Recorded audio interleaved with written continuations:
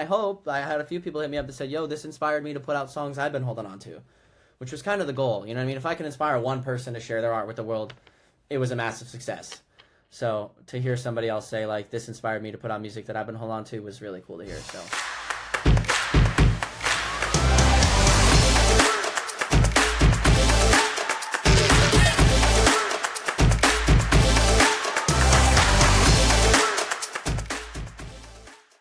Sam and I were just catching up. We just met for the first time about what 2 minutes ago. yep, something like that. Yeah, we had exchanged a couple of DMs on Instagram as one does these days, and here we are. I first discovered Sam on Instagram a couple of months ago through one of his projects that I'll let him explain a little bit further. But before I do, Sam, just want to welcome you to the show. Thank you very much for having me. I'm happy to be here.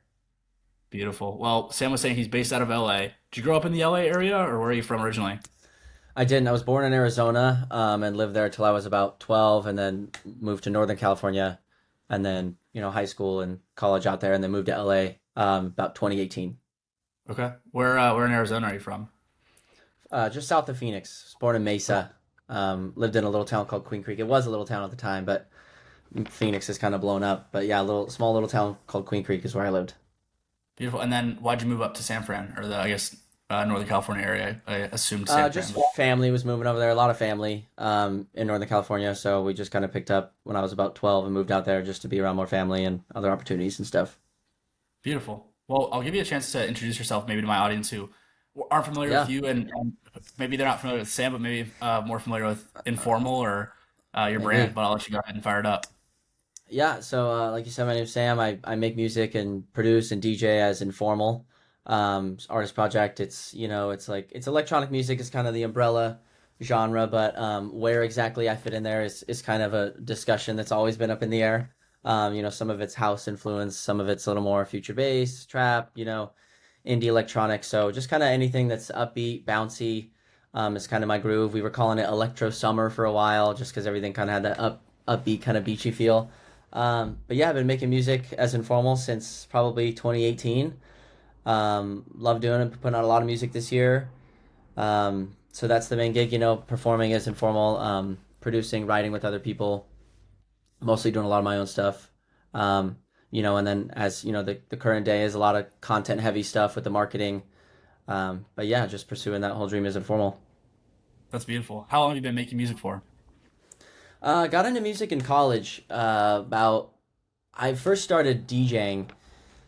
Kinda, like I'd always been into electronic music throughout high school. I kind of discovered electronic music through this is gonna sound crazy, but the 2011 Tomorrowland After movie, I watched that and was just like immediately hooked.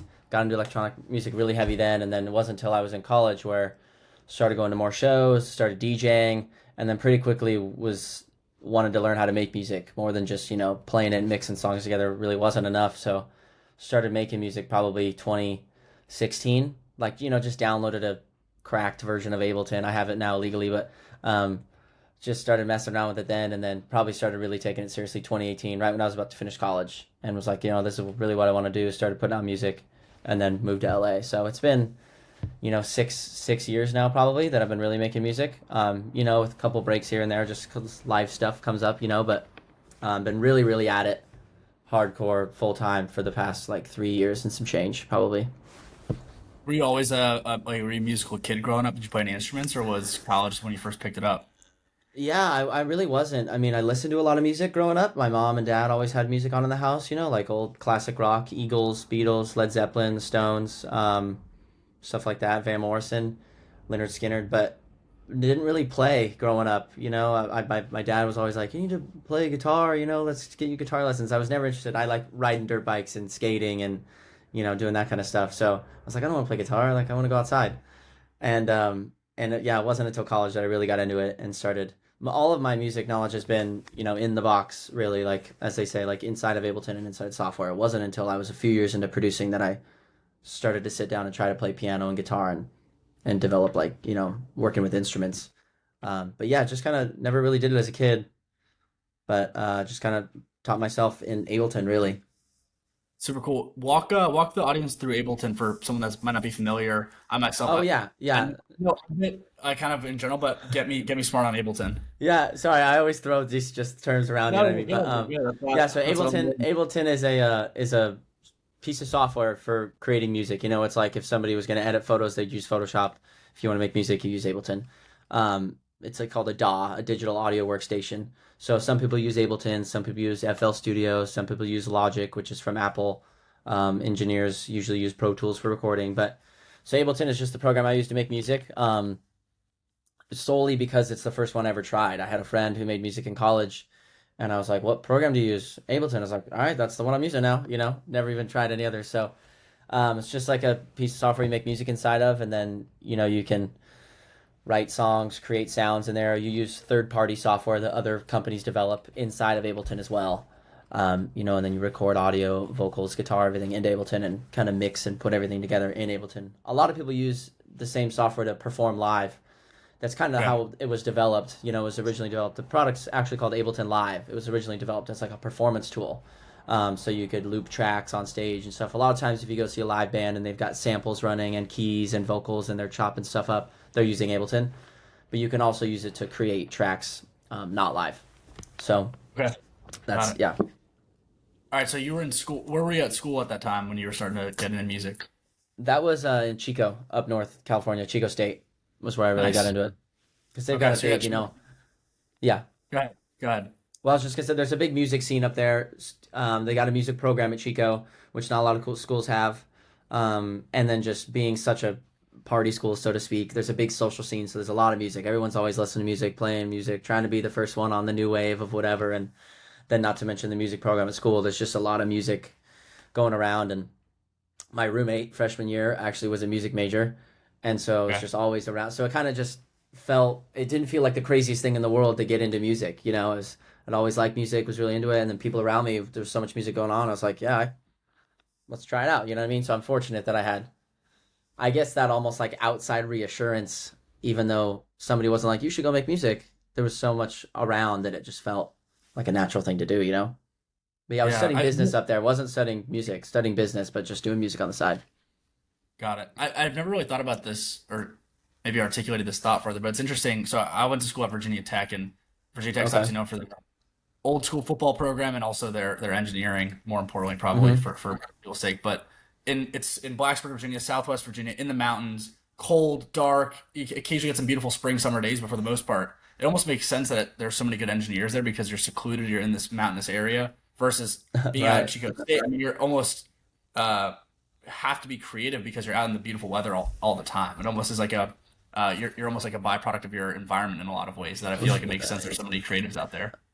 That's probably true, and it's as funny as kind of flipping it on the other side. A lot of people will say like, oh, it's a party school, you're not getting a good education, and people like to throw that around, but people you get so much socializing in that like it sounds like nobody's getting any work done, but you come out of school with such great social skills, and I feel like that's been to my advantage too. Just a lot of the music industry and a lot of any industry is networking and meeting people and being able to share ideas, and I feel like socializing so much at school and getting out of my comfort zone and meeting so many people has helped me now in the industry I'm in to just be able to walk up to somebody and talk to them and ask them questions and hear about their story and network and chop it up and build those connections. So Yeah. I think it Now, let has me been ask you, valuable. so you're 18, you're studying business at school. Do you ever have any like hope or desire to go be a music creator or producer of any sort, or was you just planning to go get your degree and get into some corporate job? I didn't really know. I think a lot of people go into school and just don't really know what they want to do. They maybe have an idea, and you just kind of feel like, well, I'll just take a step in a direction, just to do something. I don't want to just sit here on my hands. And my dad at the time owned a small business, and seeing him operate his life, on so I studied entrepreneurship was the focus was small business management, and starting businesses. So I just saw him running his business, and I have some family members who had run their own businesses, and that kind of life was just always inspiring to me, and seeing people do their thing and make their own schedule and be able to call the shots and build something from the ground up was always really inspiring to me, and kind of fell into place. Now I'm doing that, but in the music industry, never really knew, what I mean, kind of fell into that. So no, I didn't really know what I was going to do. I just kind of thought I'd love to own my own business one day. I don't know what it's going to be. I'll figure it out. But I just let's go study it now. And it's actually helped me tremendously. As funny as that sounds, you would think that going to school and studying business and ending up in music, you're like that. You took a hard turn the other way, but a lot of those practices and the principles and the ideas of starting business from the ground up has really helped in the music world. It's a business just like any other. Percent. Now, let me ask you this. So, you, what, junior, senior year of college, you got into music. Was there a particular like song you listened to? I know you went to listen or watch the Tomorrowland set, but like, what really catalyzed you to go and download the software and get rolling? It's hard to say. Probably just I started going to more shows, I think, once I was in college Okay. because I was 18, I could go to shows and kind of living my own life, doing, let's go to this rave tonight, let's go to the show tonight, let's go to this thing tonight. So, kind of going to more shows. I went to EDC Las Vegas the summer between my freshman and sophomore year of college, and that probably was one of the big like, whoa, this world. I already had loved the world from afar, like watched, videos and followed all these artists really closely, but then actually immersing myself in the thing I was like, this is just really cool. And that was kind of like an assurance of like, this is possible. This world exists. This is cool. Um, and I think that was probably one of the things. And then, like I said, just having friends around that were doing music was inspiring. And I think that, like, realizing that other people around me were making music too, I was like, oh, let's give this a shot. When I first downloaded Ableton, I was never like, I'm going to be the next, Tiesto. I'm downloading Ableton today. And it's, you know what I mean? Like, I was like, I want to try this out. I want to see how this is. And then I just immediately was like, this is so fun. I had never really done anything that I had so much fun with. It was so challenging and something I had never really.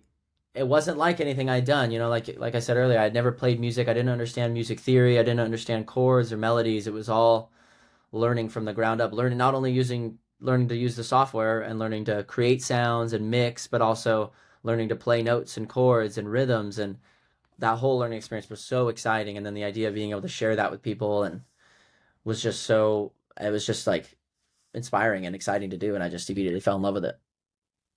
What I think is so cool about that journey for you is like you hear about all these prodigies, all these, people that are in their respective fields that when they were 7 years old, they had already, you know, perfected their craft and everything else has been just on their mission to get to the top.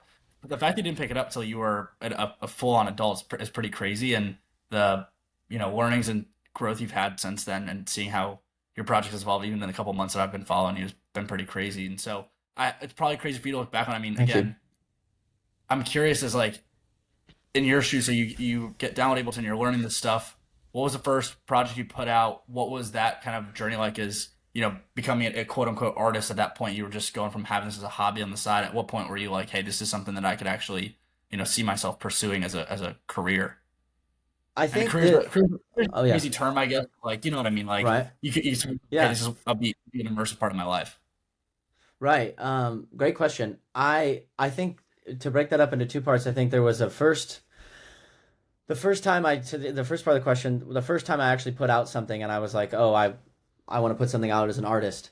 I think I kind of jumped the gun on that. I didn't. I wasn't. I don't think looking back on it, it wasn't very good. But I was just so like, I can do this kind of thing, which I think you should have. You should be confident in yourself. But I put out a project, a 4-track EP, independently in like 2018, and then like 2 months later took it down because I was just like, I'm not ready to do this, or these aren't good enough, or whatever.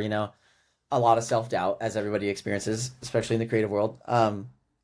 So I think I kind of did that too early, and then realized like I'm not quite ready. And then it wasn't until probably another year later or so that I was a little more confident in myself, and then decided it's probably right before I moved to LA that I was like, I'm gonna do this. Like I'm gonna at least try to do this. I'm gonna at least go to LA and put my best foot forward and just do everything I can to make this happen. Um, those were probably two separate instances. But the jump to do it was pretty, scary, just like anything.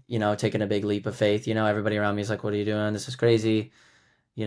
Especially people who I hadn't talked to. You just all of a sudden I'm like, I'm moving to LA to do music, and people are like, I didn't know you were into music at all, and I'm just like, here I go, and so it was kind Yeah. of crazy. It's just as crazy for me as it was to, I guess, hear about it.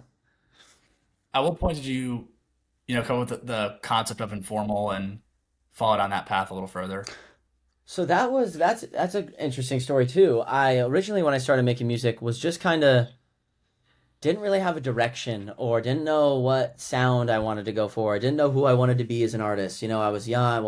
I'm still young, but I wasn't like comfortable with my totally sure of myself and who I wanted to project myself as. You know, everybody's got their thing. Yeah, you got your music that expresses who you are, but you've also got a personality, especially in today's age of the internet. You've got to have a personality to you, and that kind of came later. I think when I first started putting out music, I didn't. I had all these names that I would come up with. You know, everybody's got to come up with an artist name that were just silly, and like I look back, I'm like, that was a terrible name. I'm so glad I didn't go with that name. And I Like remember what? talking to one of them, What were you thinking of at that dude. time? One time I was just like, I'm just gonna go by Sam. Like, you know, there's that artist Kyle who's like real big, all caps Kyle. I Yeah. was like, I'll just go by Sam. And my buddy was like, that is so bad, dude. You can't just go by. Someone's gonna search Sam, and like a trillion people are gonna pop up unless you're a huge artist. You know what I mean? I'm like, this guy did it. And he's like, that's a bad name. Pick another one. And then some other, dude, I don't even. They were so cringy. I mean, I'm sure I could dig through files and find some old, you know, demos that had names on them. But I was talking to that same friend who said that that one name was really bad, which thank God he did because it was bad. Um, and he shot down all the other names too, thankfully. But I was telling him, I said, you know, I'm a real. At the time, every DJ was like, you know, wearing a black V-neck, and all their press photos they were super serious, like looking right into the camera, wearing a black V-neck, and their logos were all like really sharp font, and everything was like Yeah. really serious. And like I was like, "Oh, can we not do that? I was like, I said I'm not like that, you know what I mean? I said I'm more of a casual guy. I'm more informal. And my buddy was like, dude, that's it, informal. And I was like, what? He's like, just go by informal. I'm like, that's okay, that's pretty cool. And Super so cool. that was about when I put out that first 4 track EP. And it just kind of made sense because I'm just kind of a casual guy, you know, I flip flop kind of wearing Tommy Bahama, you know what I mean? So that's just kind of how I've lived my life in this casual lifestyle. Like, you know, I say it's not that serious. That's just kind of the mantra. Like, don't take life too seriously. You know what I mean? Like, it's all gonna work out in the end. It's all good. Don't worry. Don't sweat the small things, kind of stuff. So informal just kind of stuck after that conversation, and then I kind of leaned into it afterwards and started developing the project around the concept of being informal. Like, how can, okay, we've got this name, how can we build on that? And then it became like, you know, everybody can relate to the idea of being informal. Everybody can relate to, you know, kicking back and taking your shoes off or unbuttoning your shirt or you know, wearing messy hair. Like, don't worry about it. You know, the idea of just being casual and loosening up the tie after a long day, you know, kind of thing. So that kind of became the mantra, and then I leaned into that and started building the brand and the imagery around that. And then I think subconsciously the sound kind of developed into that as well. You know, none of my music is very like intense, dark. You know, some people make like real ominous, dark electronic music, which is I love too, but just was never really my angle. Everything was kind of always upbeat and happy and something you could listen to at the beach. So informal kind of it all kind of came together. Then decided on the name, and then kind of leaned into it. The music and the brand have all kind of evolved around the idea of being informal. And I think there's just a lot of potential with informal as such a blanket term. You know, I've started doing merch, and I'm like, I could build a whole clothing brand around informal. You know what I mean? Like informal is just an overall concept that I feel like could be transferred to all sorts of things, not just the music and the live show. And you know, I want to build a really cool live show once things get going a little bit bigger, and to really try to, you know, because I feel like I'm able to translate the informal ideology through social media and imagery and through the music. But now it's like, how can I develop a live show, let's say, that really encapsulates that informal idea, and you leave the show and you're like, I get it. Like, I see what they're going for. I see what he's doing, and it all makes sense. The music, the imagery, the show, like that all was the made perfect sense, you know? So, yeah, ever That's since crazy. the name's kind of, it's always developing, you know, I guess. And it's been really fun I to love like it. build this baby from nothing, you know, and just had the word informal. And I was like, all right, let's see what we can do with that. And here we are. So still a long way to Some go, but it's marketing. No, it's awesome, man. Some marketing executive in Hollywood just kicking themselves right now, like trying to come up with some crazy name for this up and coming artist they were trying to, have on their label and promote and grow. And that story of your all's organic kind of, I guess, origination of that name is maybe, pretty wild. maybe, You know, yeah, I know, just a simple conversation, but it made sense. You know what I mean? It was it's who I am. So, you know, I'm thankful I didn't come up with something that wasn't me and tried to put on a show. Cause like you know what I mean? I feel like I don't you got to ramp up your energy sometimes in your social media, but I feel like I'm myself. You know, I make these videos, I make the music, like this is me. This is how I really am. I'm really this excited about making music. I'm really this walking around with a smile on my face all the time, wearing a Tommy Bahama with the top down in the Jeep. Like I just kind of try to translate that as best I can, you know? No, it's spot on, and I love the message that you put out on social media, and that's really what prompted the outreach in the first place. Your EP that you dropped, what was that, over the summer? It's not that serious. Yeah, When did that that come? was in August. Yeah, the month of Yeah, August, I so think. On I Letter. followed the development of that, right? And I'd love for you to walk the listeners through that a little bit further because Yeah, each week I'm just kind of following the growth of that project and super excited. That's it what was really kind fun. of gravitated me towards your music. And yeah, I mean, it looked like you were having a great time, and it was It was a very fun apparent time. over the camera. So walk us through that. So basically, if in any creative field or just I feel like in any um, when you're gonna share something with the world, there's a lot of insecurity that goes into creating anything. Um, and you doubt yourself and you feel like something's not good enough or there's a level of perfectionism that I think that perfectionism is a sliding scale. Perfectionism and insecurity, whatever you want to call it, is a sliding scale. Everybody's got it.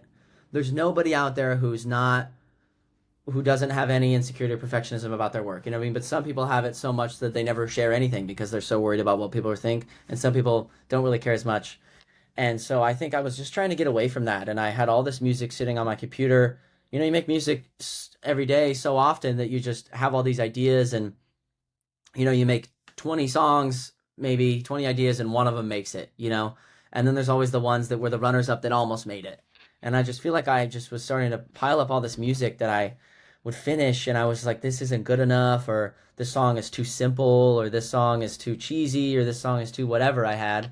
But I would show people, and they were like, these are cool, like you should share these with people. And I was always just so insecure and worried about what other people were going to think, and worried about, like I thought they were fun. They excited me. I'd listen to them and dance around in my room, but I was like, are other people going to like this? And I think I just kind of made a decision one day and just thought to myself, it's not that serious, as the EP says. I just want to share this music.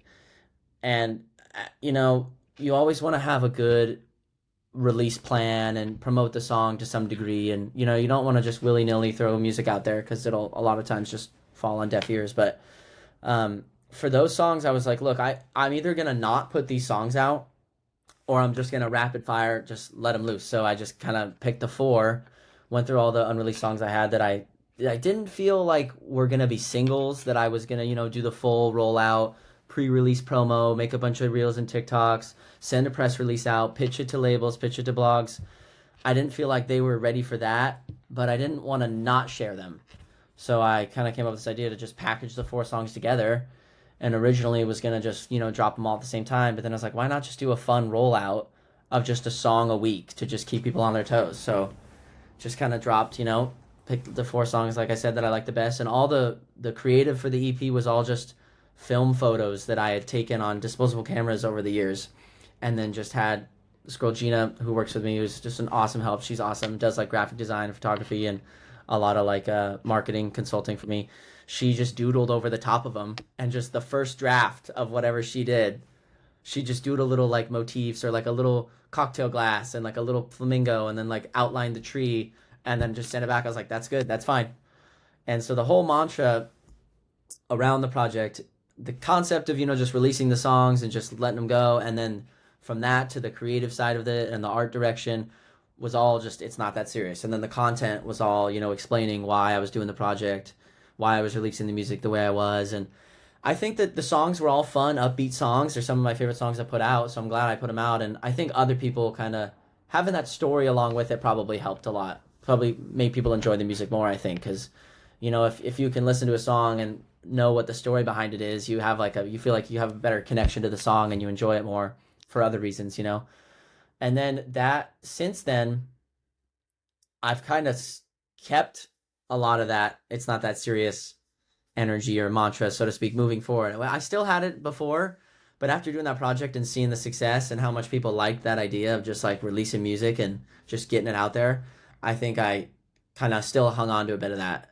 And I'm still Yeah. kind of trying to use that more because there's, perfectionism. It's not that serious. Like, why? How much great music is out there that's sitting on some person's hard drive that we're never going to hear because they're worried that it's not good enough? Or, you got, especially these big artists have a label, a manager, an agent who's like, this isn't the right fit for us right now, maybe later. And then it never comes out and it could have been their best song ever. Everybody's worried about writing a hit song and not just putting out a song that they love. It should be just what excites you as an artist, what puts a smile on your face. Because if you're excited about it, then the audience is going to be excited about it. If Yep. they're a fan of you, they're gonna like what you're like if you're enjoying it. So it's that Man, that's yeah, that's basically it. I just kind of wanted to share the music. no, I love it. I'm taking notes here because there's just so many good points in that I wanted I know to sometimes comment I on. just ramble too, so you can No, cut me no, off I love whenever it, you man. like if you need to. No, it's awesome. Like the couple of immediate pieces of commentary I wanted to share. I love when artists add commentary on their albums. Maroon 5 is Uh-huh. notorious for that. When they do an album, they'll go and Adam Levine will go line a song by song on Alan. Hey, here's what we were thinking when we were Oh putting this, yeah, which I just love. And again, here I that guess is cool. probably less popular nowadays because of social media and artists can Yeah, go on and talk through here's what I was thinking through this, and because of just long form content like podcasts becoming so popular, I feel like that's kind right, of gone away. People can just talk about it, but I love right. the way that you were able to kind of walk through the ethos of the EP as you were getting ready to release over week, which I thought was really really neat. Yeah, it was fun, and it was kind of a change. It was kind of nerve-wracking, because like I said, normally you're really prepared, and you've sent the song out to, what I mean, like for the people who aren't familiar with the, putting out music, it's a process of, if you really want to do it right, you're reaching out to all these different media outlets or blogs or influencers, or you're, building ads, or you're doing organic social media traffic, and you're trying to hit up playlists because that's a really big way to grow, and you're pitching directly to Spotify, and you're sharing it with your other artists and DJ friends just for them to share it or them to play it in their shows. And it's this whole thing, they say like, oh, you got to have the song scheduled to be released a month before you're even ready because you got a month of work to do. But all that just went out the window, and it was just like, let's just release music. And you know what I mean, that was the end of the, just let's just get down to the brass tacks of it and just put out music. Isn't that what we're here to do? So, and Love even it. though like it wasn't pitched to big blogs and stuff like that, and didn't get that kind of attention, I think maybe that's, people liked it even more because of that, in a weird way. I think everybody likes that, like, personal. That's why social media does so well when it's just point and shoot. You just on the, people feel like they can relate, and I think people could just relate to the idea of just like, there's no plan here. We're just throwing it out there. And I had a few people hit me up that said, "Yo, this inspired me to put out songs I've been holding on to," which was kind of the goal. You know what I mean? If I can inspire one person to share their art with the world, it was a massive success. So to Yep. hear somebody else say like, this inspired me to put out music that I've been holding on to, was really cool to hear. So Well, the I guess quote, you I, don't have to change the world, you have to change your world, you know? right, there you go. Yeah, exactly. The other point I wanted to get your perspective on. So when I first started recording these shows back in February, I released like 8 episodes in May as my first season, just Uh because I huh. wasn't really quite sure what I wanted to do. I was kind of stuck in that creator's rut of trying to get it to perfection. And finally, I was like, I'm Right. just gonna batch release these. But it felt so There you go. freeing when I actually released the first couple of episodes. Did you feel the same Yeah. way after getting those songs off the shelf? 100,000%. Yeah, and I know what you mean. If you were, I'm sure you were sitting on those episodes and you wanted to go record other ones, but you were like, oh, I got to finish these first. You have like this block, like you can't go create something else because the thing that you're not finished is just looming in the back. Like, what about me? Hey, finish me. So I know exactly what you mean. And yeah, definitely. I had been sitting on those. And like I said, I was always teetering back and forth on, are these going to be singles? Are these not? Are these going to be singles? And it was just came to the point where I was like, I know I either need to delete these songs and burn the hard drive so I never have to think about them again, or just put them out. Because it's just, this is torturous to just constantly go back and forth, So exactly what you said. Yeah, it was very freeing. And it allowed me to, I think right after that was when I teased, that had just finished rolling out, and I was just teasing little work in progress songs, and then teased that song DIY, and that just went crazy on Instagram, and then that's a whole other story. And then, 9 days later, that song was out. That's perfect transition. So have those EPs, and I like to say I'm pretty good at finding artists before they blow up. I saw you on what do you call it? The It's Not That Serious EP. That's how I discovered you. And then Uh, pretty quickly after, I shot you DM from that, and no yeah. shade, but took a while for you to get back to me because you blew up Well, dude, on Reels and yeah, TikTok I after think that. I had said something back to you too. I think we had exchanged like one or two, and then you were like, Yeah, "Come on the show." And then I was looking through I was like, I'm sure there's stuff I missed, and Instagram will like take the notification away after a I while. know, Like it'll I say you have know. 10 messages, and then you scroll down and there's more, and you're like, "What about these?" You know what I mean? So I was No, going back through, and I was no like, "I'm shade at sure all. there's something." I was like, hey, I identified this guy. He had this great EP, and then boom, he blew up like 2 weeks later. So It's walk us through exactly how it went. walk us Yeah. through that. It was really wild. I put out, like I said, I've been making music for a while and just putting out, it's very much a social media content game in the music industry. You spend half the time making music and the other half, if not more, making content, even though maybe it's not what you thought you were going to end up doing. You know what I mean? Like that's the marketing side of it is huge. So I was just testing out. Like I said, I just rolled out that EP. Like it had just finished rolling out like a week prior, not even that much, like just prior to that. And it wasn't even a finished song, dude. I was just like, just trying out new formats. I had been seeing a lot of people on Instagram and TikTok, producers, showing it's there on the screen, but also they have the session on the screen recording. Because I had done stuff before, like a tutorial where I was like green screened on the screen, but this new format was like a split screen very much, like from here down it's Ableton, and then up here it's me like reacting to the song or whatever. So I was just testing that out because I'd never done that before. So I was just testing out that format using like QuickTime screen recording, and I just pulled up the latest thing that I had done in Ableton, which was take this song that was originally just this like chiller house song. The verse of DIY, if you go listen to it, the verse of DIY was originally like the drop of DIY before it was DIY. It was just there was no vocals. It was just like a instrumental house song, and I was sending it around to vocalists to try to get something on it, and nobody wanted to do anything on it. And I was just messing around, and I had accidentally turned this break section into like a build, and I was like, let's just make the craziest drop I can think of, like let's just do something wild with some big bass, and then it goes into this bouncy bum bum bum. You kind of just start to hear it in your head, and you just hope that you can get it out there. So I had made that the day before, just as like a whatever, just having fun. And then the next day I was trying out the real format, and I recorded myself just reacting to that and just posted it. Not even, I was never, that wasn't a song that I was trying to promote. Like the song was not out, it was not finished. I wasn't even planning on putting it out. Just trying out this new real thing. And I was just having fun, like actually enjoying listening to the song and excited about recording the video. So I record that and I put it out on like a Thursday or whatever. By Saturday, it's got like 50,000 views. And I'm thinking that's the best performing reel I've ever put out was 50,000. And I was stoked. My manager was texting me. He's like, dude, that reel got 50K. I'm like, whoa. He's like, maybe you need to finish that song. Cause he knew like it was just a demo because we had talked about it. Yeah, yeah.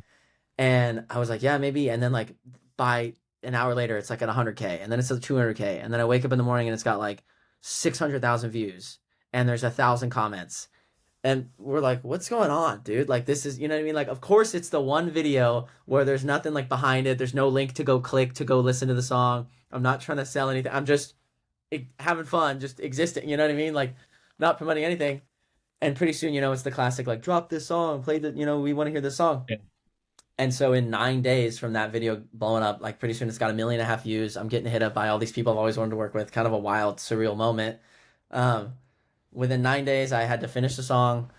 And then, my manager, Jake, and Gina, who I mentioned earlier, who does the creative with us, we all sat down and did the artwork together. We put together a press release to pitch to press outlets. We put together like the Spotify canvas, the little, video that plays in the background, like drew out a whole social media plan to continue post release. And within 9 days, had the song finished and out, which normally takes, like I said, a lot longer. Usually people plan to have like a month of prep of pitching and creating art and stuff and content, but it was just like I have to finish the song and put it out. Like, Yeah. but everybody wants it, you might as well, And so that kind of was crazy because I was still planning on promoting It's Not That Serious for a while. I was planning on, taking a little break from releases, like, now that I've dropped 4 songs in 1 month, I can at least take off like 2 months to build some new songs out, and get some cool artists on some songs and finish some stuff. But that was kind of just like no, you can't. You need to drop the song right now. And so, yeah, drop that song. And that was just kind of a weird, the power of social media is insane, and it just happens immediately. And then all of a sudden you've got all these eyes on you and everyone's like, release a song. And then the perfectionism really starts to hit, because before when you got 100 people that are waiting on a song, you're like, what's the worst that can happen, But when 1.5 million people are like, release this song, you're like, oh, this better be good, like I really gotta step it up now. But kind of kept that same, like, it's not that serious. Like, finished the song in a couple days after that, and was like, it's ready to go. This is it. This is as good as it's gonna get. I like it. Let's share it. And everybody, nobody was like, big disappointment. Everybody, like, was just as receptive. So that was a pretty insane experience that I've never really had before. So, and now it's just like, what can you follow up with, and can you stay consistent now is kind of the question of, now that you've got a couple extra eyes on you, can you continue to deliver, good music, good content, and be the same artist you were last week kind of thing, not Probably let a it get to crazy. you. No, I 100%. That's what I was gonna say. It's probably a strange spot as a creator where you're now like, hey, I just had this crazy unlock. Do I go and you know try to reinvent the wheel and fit into this rigid structure of the industry, or do I just keep doing what I'm doing that got me here in the first place? Because obviously something Right. worked. It's probably a weird And that's where dilemma I'm with some. at. Yeah. Yeah. Well, and I was just like, yeah, just like nothing has changed. I should say, like, I'm just the same thing. You know what I mean? Not gonna let the pressures of a few extra people listening to the music make me try to make something that's more likable or whatever. You know what I mean? Like, if you kind of want to have, if everybody likes it, nobody loves it, is what they say, or something like that. You want to have some people like it, some people hate it. So, and then because those are the real fans, kind of thing. So, just kind of continuing to Spot do on. my thing, and I think the whole idea, like I touched on earlier, of not really knowing what kind of music I make has always been like a just an actual I don't know. If somebody asked me what kind of genre of music you make, I had to make up my own genre name because it's just always different. Electro summer, because it's always, sometimes it's housey, sometimes it's not. Like, I just made a drum and bass song that's coming out on Friday that's like a remix of DIY. So I never really know, and I think people heard that song and I didn't know what it was, so I put out a video like, what genre is this song? And everyone started commenting all these different things, and so I think that kind of, maybe the video, maybe that was why it got so much attention, is because it was kind of a fusion of a couple different genres, or maybe it's because I was going crazy on screen, or maybe it's because there was so much going on, or maybe I just hit the slot machine just right on the algorithm. I don't know, but um, I wild love it, man. experience nonetheless. It's funny. I think about, I guess, two comments there. One of which I'm curious down the road if you're able to batch your music into some AI large language model down the road. If you said, "Hey, what genre is this music?" I'm curious what it would spit out if it could Yeah, just yeah, pull me something too. different. I'm sure there's some technologist out there that's putting something like that together, but I Probably mean, some, yeah, yeah, I don't know. I hear all sorts of things. Some people say, electro. I think too, the interesting thing is genres, I feel like, used to be pretty clear cut, even outside of electronic music. And then once electronic music came to be, it was, there was always there was big room house, there was progressive house, dubstep came along, trap, mid tempo, house. Now there's all these subgenres of tech house, and then there's Moonbaton, which is that 115 kind of stuff. And I think more and more people are fusing genres together, that it's a lot. You could call a song tech house, but yeah, it's in that BPM and it's got that bass line, but they're also using this Moonbaton rhythm, and then they're also using this bass line that is usually in drum and bass. So to call it tech house would be not true. So I think just the genres have kind of been lost, or the lines have been blurred in a good way. I think that's a good thing, because I think people are starting to just, I think before, people found a lane and they were like, oh, people like this sound, I'm just going to continue on that. But I think that nowadays it's just, which I love. You see people like Skrillex moving away from dubstep and doing this kind of cool mid-tempo-y, trappy, and then garage is making a huge. UK garage has blown up in America, and I think that is just, it's just a very exciting time in music, and electronic music specifically, because there's just this fusion of genres, especially with, not to just keep ranting, but that social media has done that a lot too. You're starting to see music from all over the world that you wouldn't have seen before. So that is influencing everybody's going on their phone every day and watching a bunch of reels. You watch some reel and some guy's playing some Boiler Room and dropping some crazy drum and bass track, and then you go on Spotify, and your Spotify Discover Weekly is like, you might like this garage track, and then pretty soon you're at Ableton and you're wondering why you're making this garage drum and bass type track. Well, it's because you've been listening, subconsciously being inspired all day because of the yep. internet. So it's a very interesting, No, well, it's thing spot that's on, going man. I on. mean, it's never been easier. I could listen to a song like today. I could go on to Amazon and order a Pioneer board, and then by the time it gets here, same day delivery, I can be learning how to create music just like that. And it's never been easier Right. to do that, which is just crazy. Yeah. It's really never been easier to, yeah, to get going, and yeah, learn it. And just you can learn anything on the internet for free. And you know what I mean? Like, I'm always chopping up YouTube tutorials and watching people do the thing. And it's so nice to, watch people on Twitch and YouTube, and you learn from other people, and that too, watching other people's processes. It's crazy too. You watch some of these producers on Twitch or YouTube, and you're like, what did he just do there? You back it up, and they're using all these devices together that you would have never thought to use, and then that's influencing the sound. And Stutter House was a big movement. People like Fred again and Bunt really, like, going viral, posting that kind of stuff, and so that's been a big Yeah. thing in the industry lately. And so it's kind of Another wild how interesting the thing internet too, influences people. Yeah.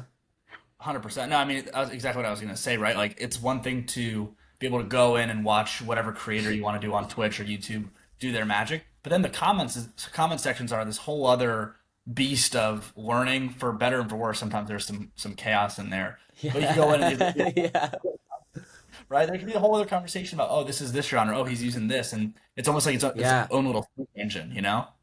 It for sure is. Yeah, it's really cool. It's fascinating. Yeah. It can, yeah, good Let me learning let tool me for ask sure. you from your perspective, who motivates you, who inspires you, who are you looking after as like a beacon of someone you'd love to create with someday, or that keeps you motivated, or you aspire to work with? That's a great question. I mean, there's the few like people who in my mind are like legends who I kind of got into music and they were killing it and I was loving them and guys like Alesso, like when I first started getting into music, Alesso was like just crushing it. Guys like Alesso and Martin Garrix and Swedish House Mafia and Afrojack, those kind of guys were on top at the time. So I'd love to, it'd be really full circle to like work with Alesso. I would think that's like my dream, like my ultimate dream is to just maybe there's a bigger artist out there or somebody who's had more worldwide impact than him, but to me that's like just because of the first video I ever watched when I downloaded Ableton, I googled how to make music like Alesso, and I watched this music video or this little YouTube tutorial and made the exact song that the guy was making. Anyway, love to make music with him. He's still killing it, so that's inspiring to see. It's somebody who's been in the industry so long. Because he could have checked out a long time ago, but he's still doing it because he loves it, which is great. And then just the people these days who I see are coming up and killing it. People like, I mean, obviously I just mentioned Fred again. The way that he's, obviously he's super popular, but the way that he's developed his sound and his live show to be, he developed it with the last, couple actual life albums. He was, infusing like spoken word stuff and like actual videos of people living their real life into his music and creating music around that and then putting that into the live show, like the clips that the samples are derived from, using that in the live show, and you kind of feel like it's an actual, like I said, something about, you can relate to it, you can see it, and you go, oh, I get it, it makes sense why he did that and did that. So things like that are really inspiring. It's cool to see like the super underground rave scene, kind of that kind of style coming back, dudes like ISO XO and Knock 2 coming back, like the way they throw their shows and they throw the kind of warehouse vibes with the really aggressive trap is making a big comeback, which is cool because trap is just cool, high energy stuff. And so seeing those guys doing their thing is really cool and inspiring. And just, usually it's like seeing the newcomers on the scene is what's so inspiring, like sometimes you feel like, oh, there's this group at the top and nobody's allowed in. It's just, we've got it covered. You know what I mean? Like there's these people that everybody knows, but every once in a while, some new person comes and gets the limelight and you see, um, what they're up to. So that's always really inspiring to still see that whoever it is, to see that the dream is still alive and that it can still be done. And even with how saturated the music world is and how there's these people who sit at the top for years and years and years, there's still space for everybody. You know what I mean? Anybody can be the next big artist and anybody's can get their, name on the lineup or get the attention that they deserve as an artist. So that's just inspiring to see anybody come up. Devault is a guy who I really love. He makes great music. People like More Kismet makes super crazy. The sound design is insane. Um, just the way that music is being pushed now, electronic music now, it's like how crazy can the sound design get and how crazy of a sound can you make? And like I said earlier, what genres can you fuse together? And just seeing that and the way people are, you think, oh, by now everything's been done. You would think there's no way you can make some new genre. There's no way. It's all been done. And then all of a sudden you hear some song, you're like, what in the world was that? Like I could not believe what I'm hearing. Like that's totally original. So even just to see that come from anybody is really cool and inspiring. And I mean, yeah, there's a huge list of people I'd love to work with. I always love Louis the Child. I feel like they were always super forward thinking, still are super forward thinking with their sound. They when they first came up, I remember seeing them open up for Madeon in like 2016 when I was going to Chico, and even then it was like, what is this? This is new. It was like future bass, but it was slowed down and like just cool. Just different, just really different is all. And always been inspired by them. Uh, yeah, I mean, and then guys like SG Lewis bringing back like that, disco sound, K Tronada, that kind of disco sound, up making a comeback is super cool. Um, Yeah, Fair and enough. then there's just, some producers that just chop it up that I like can't even believe how good they are at producing, that I could go down a list of 100 people. I Um, love it though. I but love the yeah, passion. Love the passion behind it, man. Let me ask you this: appreciate when we go to Informal Fest in 2026, that. where are you hosting it?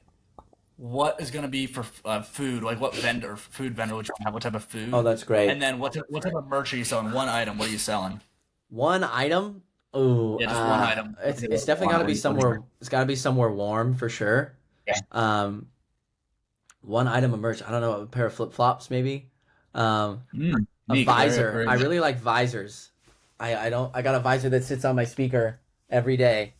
This Von Zipper visor I bought when I was like 15, and it sits I on the like it. speaker, and I look at it. It's got like pinup girls on it, like Hawaiian pinup girls. Um, Probably a visor and a formal visor. I've always Okay. wanted to make a visor in the merch store. And then where would it be, dude? I don't know. Somewhere warm, somewhere cool. Palm Springs, I feel like would be cool, but Coachella's kind of got that one already nailed down. Um, so maybe some beach town. I really like how Crossed is on the beach in San Diego. That would be great. Um, Malibu, maybe. Ooh, there we go.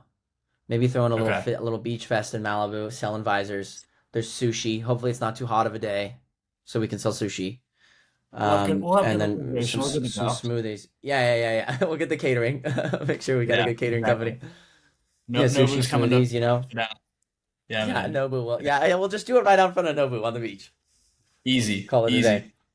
Well, look, Sam, I appreciate your time, and it was awesome to just chop it up with you and learn a little bit more about you and your process. Maybe as we round out here, any closing words or thoughts for my listeners, and then let us know where we can find you, follow you, and follow along with your journey. Yeah. I mean, to touch on the main, the subject of the podcast, the reason for everything. I think that's like I really, first of all, just really love the idea behind it. Um, and I think that there's a lot of truth to that, and I think that there's a reason for everything, and the hardships you go through make you smarter, make you stronger. Like I was saying, like I didn't mention this earlier, but I've actually made the move to LA twice. When I first did it, it was kind of like a dollar and a dream. Didn't really know much coming straight out of school, and just kind of thought I knew everything, and got, by lack of a better phrase, chewed up and spit out by LA, and just was leaving LA and knew like I had to be back. Like I'm not giving up now, and I think there's a reason that I went, tried my best, and it didn't quite work out. And I think I'm smarter. I think that needed to happen. I needed to realize that I didn't know everything, and there was more to the story. And um, you only fail if you give up. So I think that was like a really good learning experience, and that needed to happen. I needed to kind of get kicked in the ass, excuse my language, um, and then give it another shot. I think that there's a reason for that. It was a humbling experience, and I went back and learned more and came back and did try it again. So, um, I just want to touch on that, just kind of relating to the podcast subject. But yeah, I mean, other than that, informal everywhere, Spotify, Instagram, I'm on all the streaming platforms. So anywhere you listen to music, you can find informal there, and on all the social media platforms, obviously all at informal.mp3 it should be. Um, Yeah, and got new music on the way. Specifically, I'm doing a remix pack of DIY, that track that I put out late September. Myself, my own, remix, and then two other artists that I really love did remixes, both killer remixes. Um, so that'll be out this Friday. Yeah, just continuing to just try to spread joy through music, and like you said earlier, I'm passionate about the music industry. I love making music. I feel like if I can bring a smile to someone's face or inspire somebody, then that's a win. So just want to keep doing my thing. I feel very blessed and fortunate to just be able to put out music, have a platform, have it be accessible, be able to make music, and love it so much, and be able to share what I make with the world and have people enjoy it. It's just like, feels like I feel like the luckiest guy alive every day to just be able to do that. So I just want to keep doing that, and hopefully scale, and bring the music and everything to more people, and eventually, like I said, develop that live show where I can bring the experience in real time, and as much as it's great to see stuff on the internet and listen to it in headphones, I'd love to get more face to face with people, and really bring what I have inside me, what I feel, and what I feel I can share with the world, and all the ideas I have. I just bringing that to fruition and being able to share it is just a dream come true. So that's Love it. really Like I said, at that's about all Informal I got for Fest, you. we'll fire it Informal up. Fest. Yeah, I'll see you there 2026 or 5 or We're Who sooner, knows? man. Next year, why not? 24. Yeah, it'll be the lineup will be killer. I can show you that. Hell yeah. Well, look, man, I appreciate your time. I'll plug all your socials and links in the show notes. Yeah, And absolutely. yeah, Yeah. great to get to meet you. Great to get to meet you today, man. It was awesome chatting Yeah, it you up. too, bro. I appreciate you having on me, and I appreciate you hitting me up. And like I said, I'm sorry it took me so long to get back to you, but You're here we good, are. man. We You're made it good. happen.